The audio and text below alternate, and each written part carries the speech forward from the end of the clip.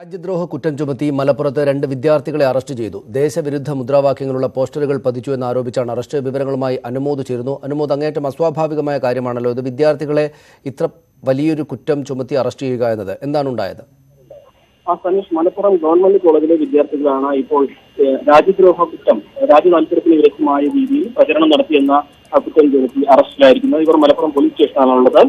Radical Students Forum എന്ന സംഘടനയുടെ പേരിൽ കോളേജ് ക്യാമ്പസിൽ പോസ്റ്റർ പതിച്ചു എന്നാണ് പറയുന്നത്. ഈ പോസ്റ്ററിൽ കശ്മീരിനും മണിപ്പൂരിനും പലസ്തീനും സ്വാതന്ത്ര്യം നൽകണം, കശ്മീരിനെ സ്വതന്ത്രമാക്കണം എന്നീ തരത്തിലുള്ള ആരോപണങ്ങൾ പോസ്റ്ററിലുണ്ടായിരുന്നു എന്നാണ് പോലീസിന്റെ ആരോപണം.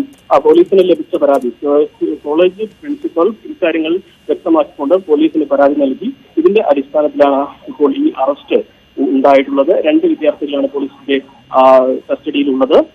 നേരത്തെ ഈ അറസ്റ്റിലായ വിദ്യാർത്ഥികളിൽ ഒരാൾ ഇത്തരത്തിലൊരു സ്റ്റുഡൻസ് ഫെഡറേഷൻ രൂപീകരിക്കാൻ കോളേജിൽ അനുമതി ചോദിച്ചിരുന്നു. പക്ഷേ കോളേജ് പ്രിൻസിപ്പൽ ഈ സംഘടനയ്ക്ക് അനുമതി നൽകിയിരുന്നില്ല. തീവ്ര ഇടതുപക്ഷ സ്വഭാവമുള്ള സംഘടനയാണെന്ന നിരീക്ഷണത്തിന്റെ അടിസ്ഥാനത്തിലായിരുന്നു ഈ സംഘടനയ്ക്ക് അനുമതി നൽകാതിരുന്നത്. തുടർന്നാണ് കഴിഞ്ഞ ദിവസം പുൽവാര വെടിവെപ്പിന് ശേഷം കശ്മീരിൽ വിദ്യാർത്ഥികൾക്ക് പലയിടത്തും ആക്രമണം ഉണ്ടായ സാഹചര്യത്തിൽ ഇത്തരത്തിലൊരു പോസ്റ്റർ കോളേജിൽ പ്രത്യക്ഷപ്പെട്ടത്. എന്താണെങ്കിലും ഇപ്പോൾ മലപ്പുറം SI അടങ്ങുന്ന പോലീസ് സംഘം പ്രിൻസിപ്പലിന്റെ മൊഴി വിശദമായി രേഖപ്പെടുത്തിക്കൊണ്ടിരിക്കുകയാണ്.